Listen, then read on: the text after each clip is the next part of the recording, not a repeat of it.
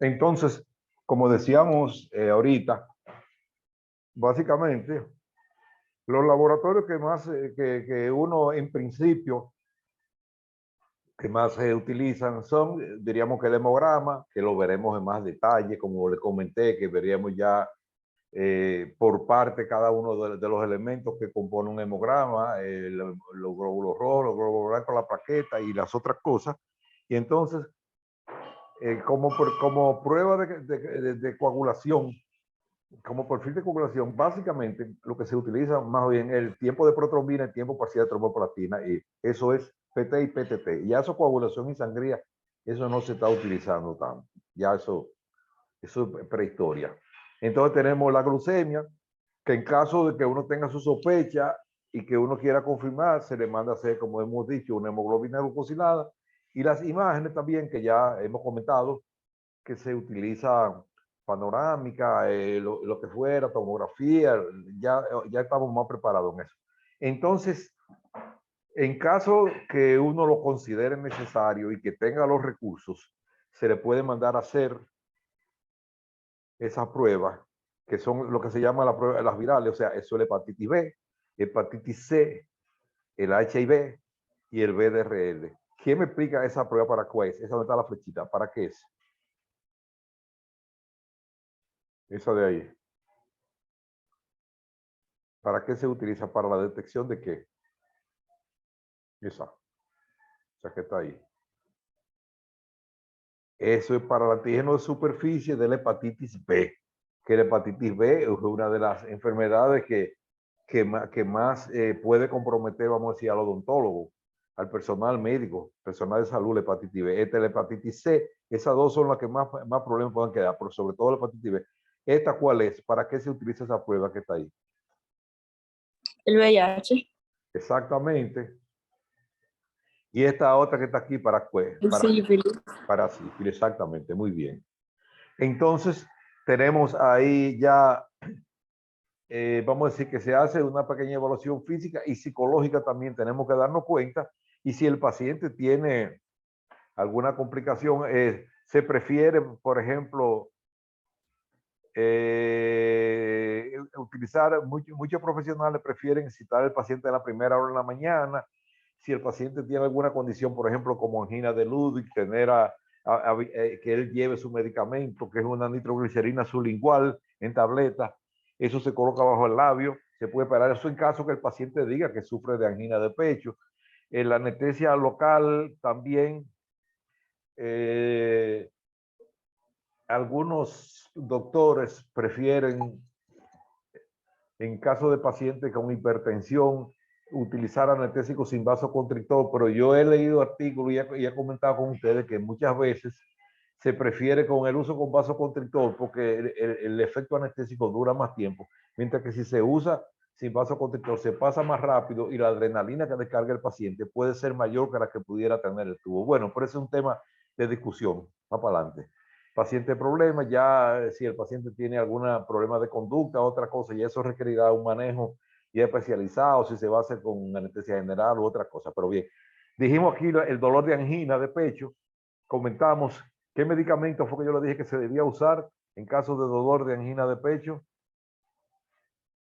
Tener que, ¿cómo se llama el medicamento? Es nitroglicerina. Nitroglicerina. No, eso es nitroglicerina sublingual, que es lo que se utiliza en caso que el paciente tenga historia de angina de pecho. Bien, en caso de epilepsia, el paciente, eso es bueno conocer ese detalle. Si el paciente tiene epilepsia, saber que te puede hacer una crisis y no hay que espantarse. ¿Qué tiene ese paciente ahí en la boca? Un paño. Una toalla, un paño para evitar Baja que si el lengua, paciente... baja lengua. Sí, no, lo que se hace es que se mete una toalla, porque un baja lengua lo puede romper. Es mejor poner un paño, una toalla, que en caso que el paciente haga una convulsión, una crisis, no se vaya a morder los labios y la lengua, porque a veces pierden la consistencia. Entonces tú le metes una toalla, un paño, de forma que el paciente lo muerda y no se vaya a herir la lengua o el labio. Eso en caso de paciente epiléptico, siempre es bueno interrogar todo eso. Si le da una crisis, no asustarse porque ellos salen otra vez, no se va a quedar muerto por una crisis epiléptica. Ellos salen y recuperan otra vez como quien le dio un sueño, una cosa. Es importante conocer ese tipo de detalles.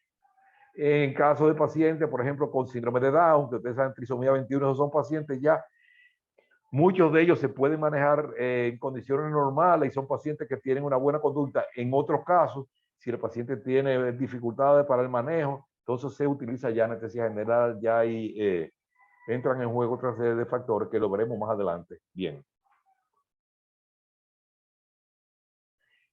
Asma, como dijimos ahorita, el asma es bueno si el paciente hace crisis asmática con frecuencia, es bueno que lleve, como dice la gente, que lleve su bombita para evitar que te vaya a hacer un broncoespasmo y te vaya a meter en un problemita sin querer. Siempre ellos es bueno en la historia clínica interrogarlo y saber si el paciente hace ataques de asma con frecuencia. Bien.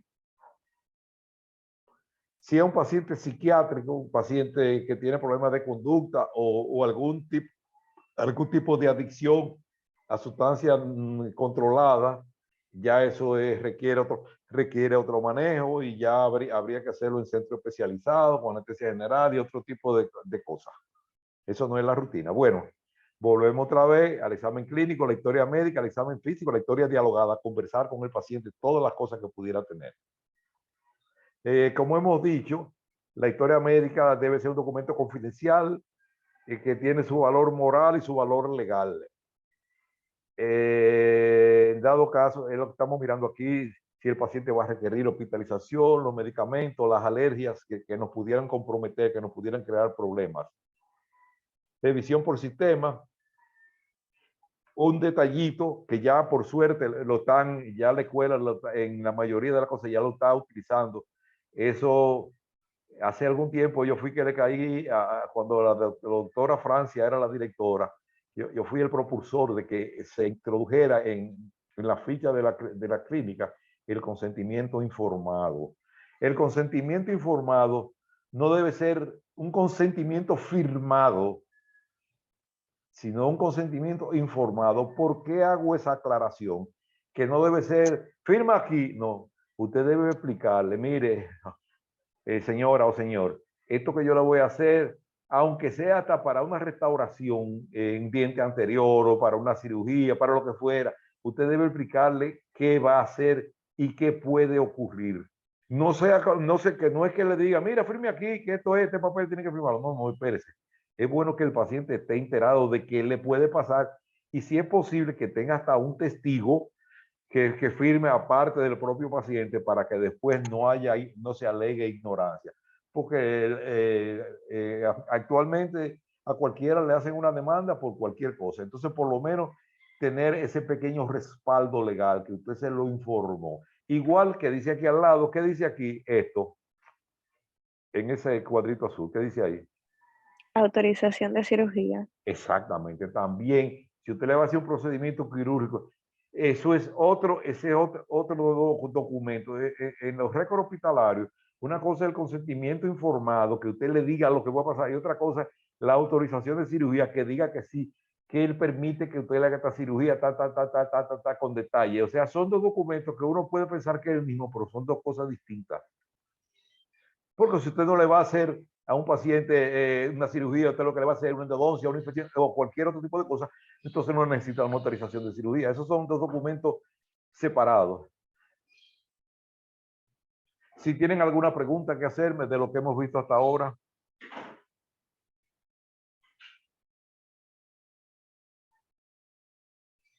Díganme, ¿tienen alguna pregunta que le llame, que requiera que se aclare? ¿O podemos seguir?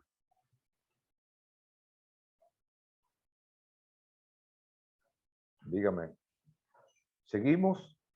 ¿O tienen alguna duda? Seguimos, doctor. Ok, bien. Entonces tenemos aquí, como hemos dicho, enfermedades sistémicas. Me gusta machacar mucho lo mismo. Aquí tenemos hipertensión arterial, que ya la hemos visto. ¿Qué es hipertensión arterial? Cuando la presión está alta. ¿Y cuáles deben ser los valores normales promedio? El valor normal más o menos. 120, 90. 120, 80, 90 ya. 80. En una Sí. persona sana, Dime. en una persona sana, 120-80. Exactamente. Bueno, y aún en una persona sana de más edad, puede ser que suba un poco, puede ser que tenga 130, 85, tú sabes, porque no es lo mismo una persona de 30 años que una persona de 60 o uno de 70, los vasos se van poniendo más duros por la arteriosclerosis y otra cosa, y el bombeo tiene que ser más fuerte. O sea, eso hay que manejarlo, esos valores hay que manejarlos de acuerdo a la edad, pero 120, 80 como promedio, vamos a decir. Entonces tenemos la diabetes, que ya sabemos que hay dos pruebas que se utilizan. ¿Quién me la puede mencionar? ¿Cuáles son las dos pruebas de laboratorio que se utilizan? Hemoglobina glucosilada y Y glucemia, y glucemia, o sea, glucosa en sangre, bien. Cada una ya saben para qué es. La hemoglobina glucosilada debe estar entre 5 y 8%, y la otra debe estar hasta 100, 110 por ahí. La epilepsia, importante conocer la epilepsia, no tanto por el evento que pudiera desarrollar, sino que muchas veces el medicamento que toman los epilépticos, ustedes saben cómo se llama el medicamento que toman los epilépticos. No lo saben. Anticonvulsionante. Sí, pero dime un comercial, un nombre comercial. O, bueno, anticonvulsivante, está bien. Y ustedes, muy bien. Algún medicamento que se toman los epilépticos se llama Epamin o dilantin sódico, difenilidantoína. ¿Y qué importancia tiene para el odontólogo conocer ese medicamento? O conocer el nombre o conocer los efectos. ¿Qué puede hacer para el odontólogo para que no nos sorprenda? ¿Qué me dice? Según yo estuve leyendo, algunos de los medicamentos pueden reaccionar con algunos, eh, con algunos anestésicos que se usan. Los medicamentos O sea que combinados pueden traer efectos secundarios. ¿qué medicamentos?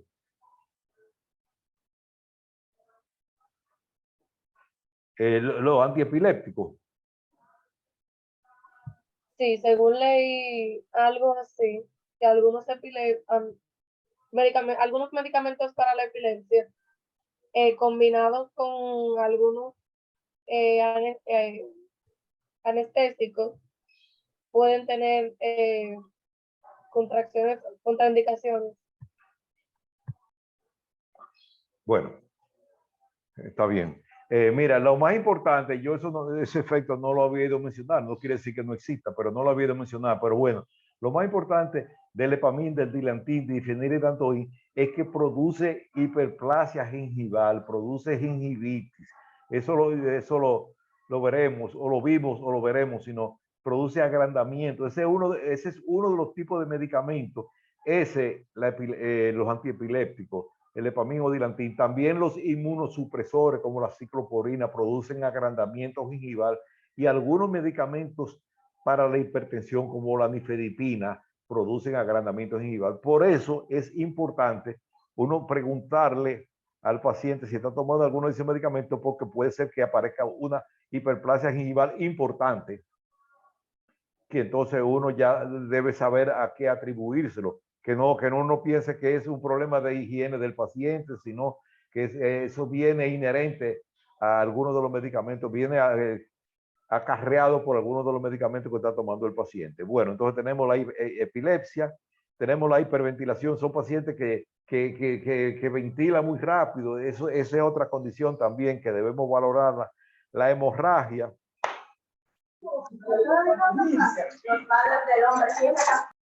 ¿Qué pasó? ¿Qué pasó? Que no entendí bien. Bien. La hemorragia es una condición que, como hemos dicho, lo hemos discutido, a veces pacientes que están anticoagulados por alguna condición cardíaca, hemos comentado que a veces yo mejor prefiero, como digo, no suspender el antiagregante plaquetario, porque si me hace un tromboembolismo, el tromboembolismo me puede matar al paciente más fácil que la hemorragia. Pero bueno, ese es un tema de discusión. Pero yo en lo particular prefiero una hemorragia y no un tromboembolismo, porque una hemorragia dental para que te mate, para que bote 4 o 5 litros de sangre por ahí, por un alvéolo, es mucho lo que hay que parar, pero un tromboembolismo en un ratico te tapa un vaso importante y ya no hay nada que hacer. Bueno, asma también, los pacientes cuando son asmáticos hay que valorar si tiene a mano el vaso, la bombita, el vasodilatador que ellos utilizan para evitar que haga el broncoespasmo, ese tipo, los pacientes de tuberculosis, ver si está realmente controlado. ¿Quién es el agente causal de la tuberculosis? ¿Alguien me puede decir cómo se llama? ¿Cómo se llama el agente que produce la tuberculosis? El agente causal. El bacilo de Koch, ¿verdad? Que ustedes lo sabían. Bueno, los pacientes también, importante, los pacientes que tienen insuficiencia renal, que se están hemodializando, también presentan, en muchos casos, presentan agrandamiento gingival a veces por los medicamentos. Bien, hipertensión, lo vemos aquí. Hipertensión arterial, ya vivimos. El valor, como dijimos ahorita, de 120-80 milímetros de mercurio. Siempre cuando se le va a tomar la presión, el brazo, generalmente se prefiere el brazo izquierdo, debe estar a la altura del corazón, debe estar más o menos a la misma altura del corazón. Si nos da alto, volver a tomarlo, esperar un rato y volverla a tomar otra vez, porque muchas veces puede ser lo que se llama, lo que se ha descrito en algunos libros, que le llaman la hipertensión de la bata blanca. O sea, el paciente, cuando sabe que le van a tomar la presión por la bata blanca, por lo del doctor, muchas veces pueden darle alterados los valores por el susto que genera el procedimiento, aunque sea una cosa inofensiva, pero puede hacer que se le eleve la presión. Entonces se llama hipertensión de bata blanca, que no es una hipertensión real. Vuelve y se toma otra vez y se espera un rato para estar seguro de que el valor es real, que no está influido por emociones. ¿Qué se llama diferente? ¿Cómo es? ¿No oí? ¿Qué fue? Bien. Bueno, la hipertensión tiene lo que se llaman 3 órganos blancos, que es el corazón, el riñón y el cerebro, que puede afectarlo. Puede ser neural, vascular, renal u hormonal. Hay una serie de condiciones que ya eso no nos compete a nosotros directamente. De la diabetes, ¿qué dice ahí? ¿Quién me lee lo que dice ahí? A ver. De la diabetes. Vigilar obesidad abdominal, glucemia, hipertensión arterial, perfil lipídico. Prevenir complicaciones, accidente vascular cerebral, ceguera, enfermedad coronaria, infartos, insuficiencia renal, insuficiencia vascular periférica y neuropatía, amputaciones. Básicamente, eso que dice amputaciones. ¿Por qué pasa eso? ¿Por qué pasa eso en los pacientes diabéticos? Creo que es Dime. cuando un paciente se corta, tiene una herida y luego se le infecta, como que no elimina las bacterias bien en su cuerpo. ¿Cómo es que no? Entonces, Espérate, que no entendí bien. Dime otra vez que hubo. ¿Cómo es? Cuando el paciente se corta, ¿y qué pasa entonces? No entendí lo otro. se corta, tiene una herida, Ajá. no como que se le infecta rápido y eso, entonces siempre se le pone peor, gangrena y cosas así, gusanos, y por eso tienen que amputarlo luego. Pero hay una condición que es lo que debemos tener en cuenta, que es lo que se llama la polineuropatía diabética. ¿Qué quiere decir eso? Eso quiere decir que el paciente pierde parte de la sensibilidad, o sea, él se corta y no siente que se ha cortado porque tiene trastorno de la conducción, una polineuropatía diabética. El paciente, fíjese como dice aquí, en los dedos del pie. Yo conozco una historia de un paciente, que se la voy a hacer, paciente que lo conocí. Él llegó un día a su casa con los pies cansados, caminó mucho y qué sé yo, y tenía los pies cansados, por decirlo así, y le dijo a alguien en la casa: mira, fulana, prepárame una olla con agua caliente para ver si se me quita como este dolor de las piernas, esta molestia. O sea que a veces la gente mete la piel en agua caliente como para aliviarse.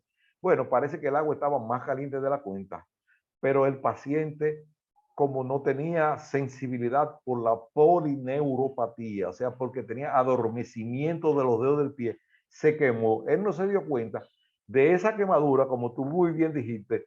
Los pacientes diabéticos tienen disminución de la resistencia a las infecciones. Esa es una condición, o sea, tienen dificultad para cicatrizar los pacientes diabéticos. Esa es una de las condiciones que hay que vigilar, la dificultad para cicatrizar. Entonces el paciente hizo una infección, se fue complicando y terminó amputado por el pie, por esa polineuropatía, por esa condición que hizo que perdiera la sensibilidad. Hay una especialidad que se llama pie diabético. Ya eso es una especialidad aparte, solamente ocuparse del pie diabético. El diabético tiene que tener mucho cuidado con los dedos de los pies al cortarse las uñas, al ponerse zapatos que no le aprieten, cualquier cosa. Los pies pueden ser una puerta de entrada para una infección que quizás pudiera hasta costarle la vida. Entonces eso es importante. El paciente diabético, vigilarlo. ¿Qué dice ahí? En eso donde está la flechita. Obesidad abdominal. ¿Alguien me puede decir las 4 P que tradicionalmente se atribuían a la diabetes? ¿Quién me las comenta? Poliuria, polidipsia, pérdida de peso. Y polifagia. Y polifagia. Y ahí ustedes creen que ha habido... Vale, déjame dar para atrás. Espérate, se corrió. ¿Ustedes creen que ahí ha habido pérdida de peso? No, usted le agregó la G. Yo le dije que lo que ha habido es ganancia de peso. Entonces, esa G yo se la pegué ahí. O sea, 4 P y una G.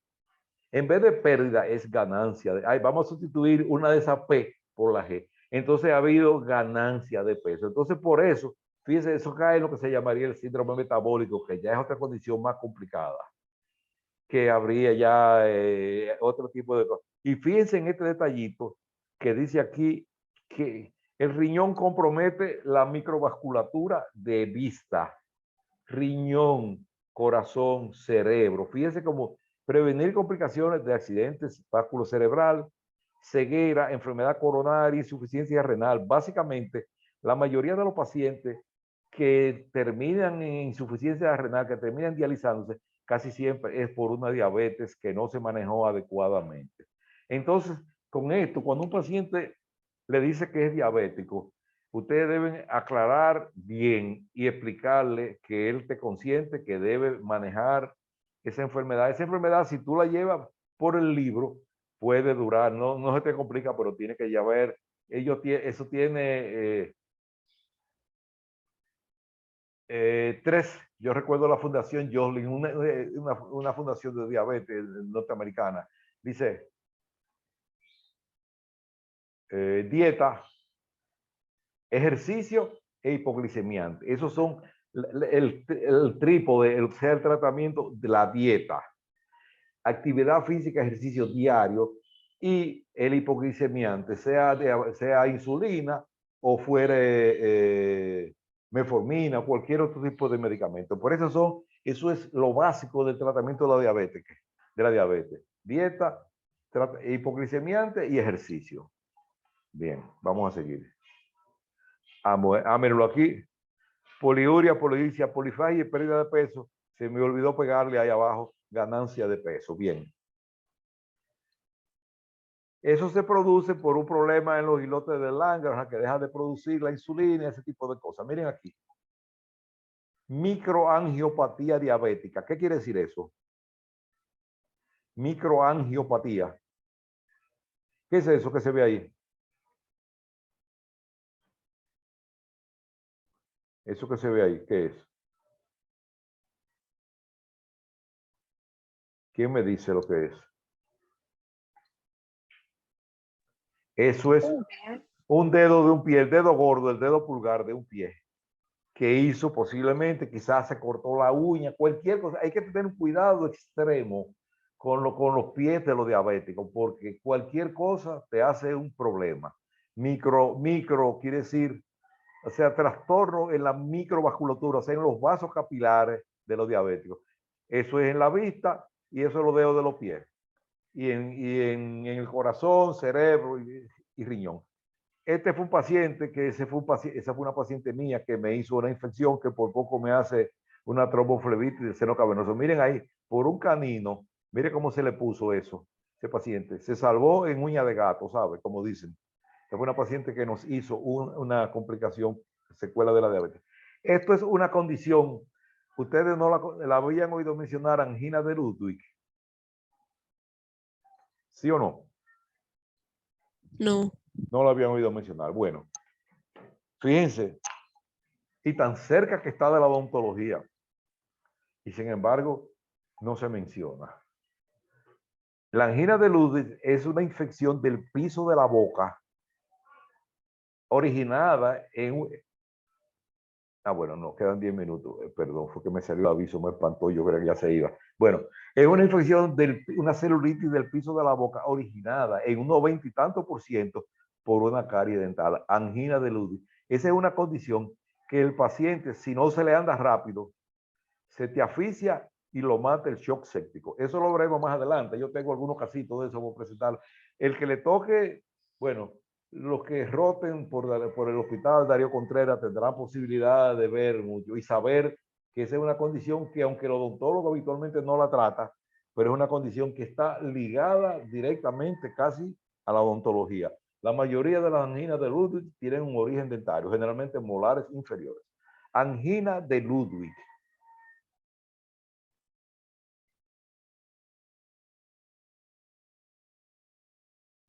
Hemoglobina glucosilada, que la hemos estado mencionando ahí. Epilepsia.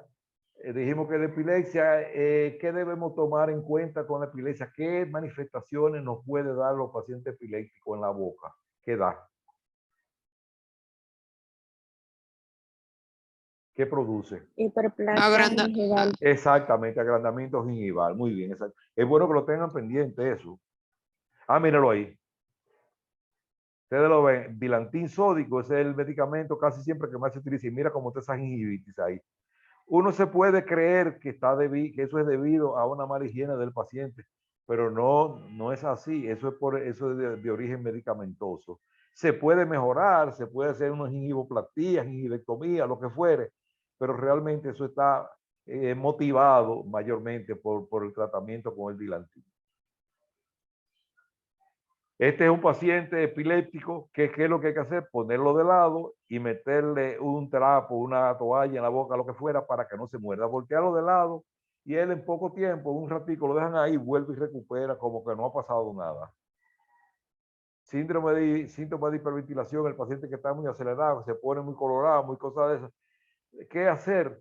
Colocar al paciente de lado, cómodo, ponerle en posición de tren del embudo con la pierna más alta para que le mejore la circulación cerebral y esperar. Hemorragia. Un detalle que ustedes deben saber y tener en cuenta. A veces una de las manifestaciones más frecuentes de los pacientes hipertensos es un sangrado nasal, para que ustedes lo sepan. Muchas veces pacientes hipertensos debutan, o sea, se inauguran, se dan a conocer por un sangrado nasal. Ahí está el plexo de Kieselbach, plexo de Letter, plexo de Little plexo. Ahí hay varios plexos que están irrigando la mucosa de la fosa nasal. Y eso, la hemorragia nasal. ¿Qué otro nombre tiene la hemorragia nasal? ¿Quién me dice? No saben cómo se llama. Lo voy a escribir en el chat. Déjame escribir, lo voy a escribir en el chat. Se llama epistaxis, hemorragia nasal.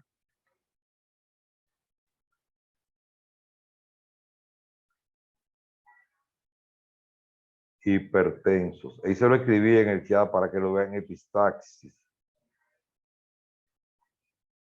Para que ustedes lo sepan, a veces la primera manifestación que da, afortunadamente es mejor que que te haga un sangrado a la nariz, que no te haga un sangrado intracraneano, o por lo que dice la gente, un derrame, un sangrado por una de las rupturas de un aneurisma de las arterias del polígono de Wills adentro intracranealmente. O sea, es mejor que por lo menos el sangrado nasal, ya ustedes saben que si el paciente que empezó a sangrar espontáneamente, es posible que pudiera ser hipertenso.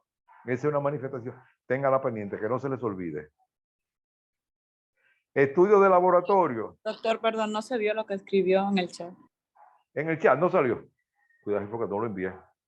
Ajá. Sí, Sí yo lo lo envié. envió, lo que pasa es que fue por WhatsApp, no por el de Zoom. Ah, no, que yo lo escribí por WhatsApp, pues. Yo no lo escribí por aquí. Sí. Yo lo escribí por el patología bucal, lo escribí en el chat. No, está bien. Sí, pero yo lo escribí, lo puedes buscar, está en el chat de patología bucal. Ahí está, epistaxis. Doctor, una pregunta. Dime, ¿cómo? En Dime. caso de que estemos haciendo una cirugía y Ajá. ocurre una epistaxis, como Ajá. se diga, Sí. ¿qué se debería de hacer?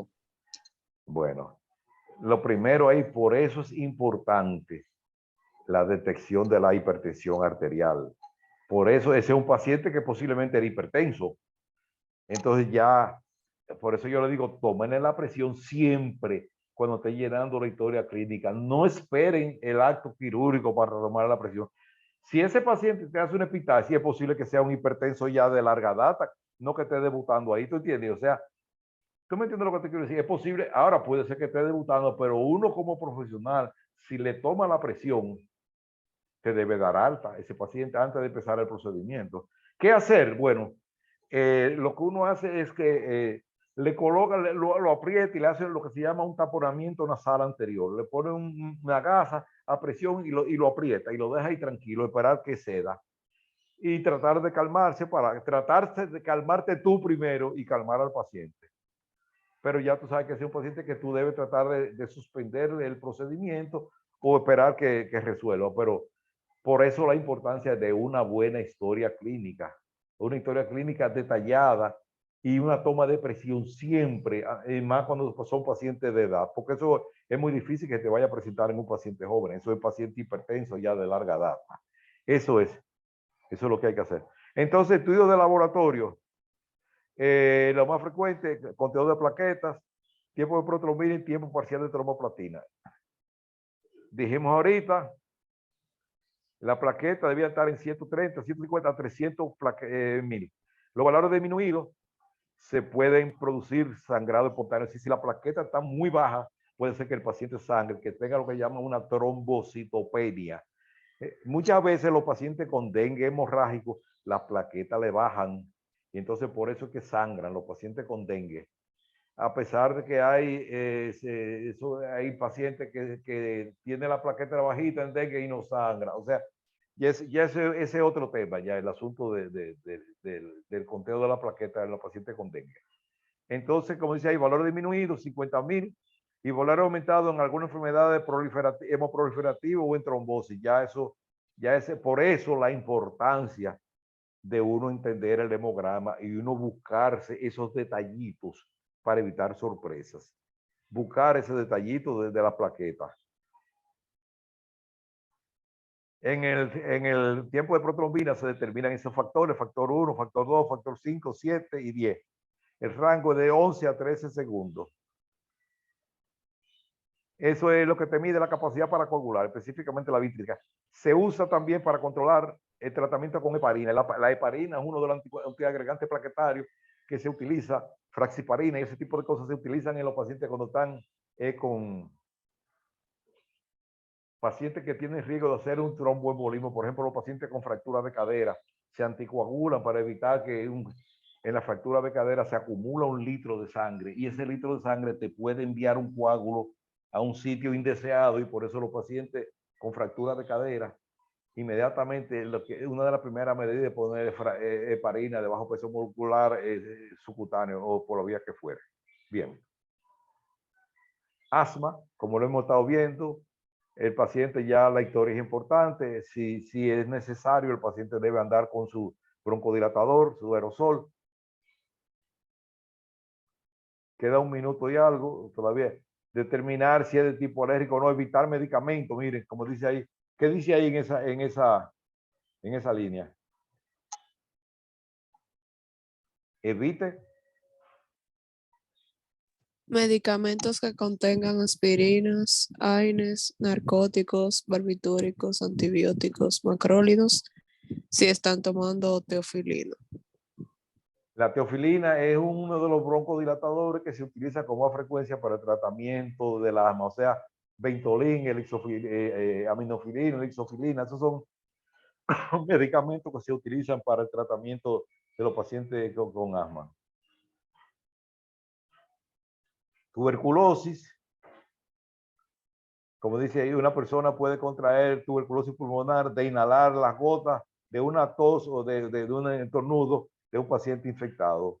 Ahí se ve